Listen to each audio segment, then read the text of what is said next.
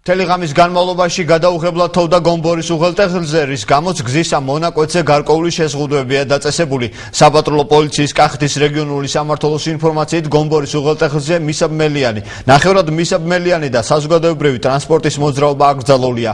შეზღუდვები არ მოქმედებს და ყველა სახის ტრანსპორტისათვის მოძრაობა თავისუფალია თელავში.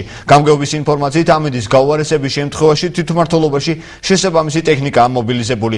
Ამ დრომდე ქალაქს შეუფერხებლად მიეწოდება დენი და გაზი. რაც შეეხება ბაკურ-ციხე-თბილისის მთავარ მაგისტრალს, საპატრულო პოლიციის ინფორმაციით, აქ მთელი სახის ყველა სახის ტრანსპორტისათვის მოძრაობა თავისუფალია.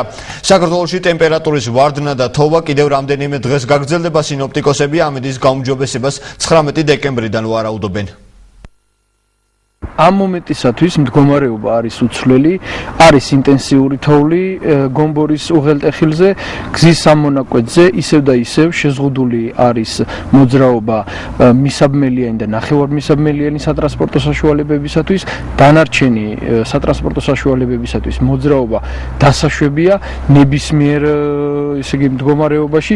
დანარჩენ შემთხვევაში ჩვეულებრივად არანაირი შეზღუდვა არ გვაქვს, ქალაქ თელავშიც და დანარჩენ ნებისმიერ ავტომაგისტრალზე მოძრაობა ყველა სატრანსპორტო საშუალებისთვის დასაშვებია. თელავის მუნიციპალიტეტის გამგეობა მაქსიმალურად არის მზად იმ პრობლემების მოსაგვარებლად, რომელიც შეიძლება გამოიწვიოს ამინდის გაუარესებამ. ჩვენ უკვე მომზადებული გვაქვს ტრანსპორტი თელავის მუნიციპალიტეტის შიდა ტერიტორიების გასაწმენდად, ხოლო თელავი, ბაკურ-ციხე-თბილისი, თელავი, გომბორი ტერიტორიების გზის გაწმენდას უზრუნველყოფს აკრძალულ დეპარტამენტი. ამ დროისათვის წყლისა და ბუნებრივი აირის მიწოდება მოსახლეობისათვის პრობლემას არ წარმოადგენს.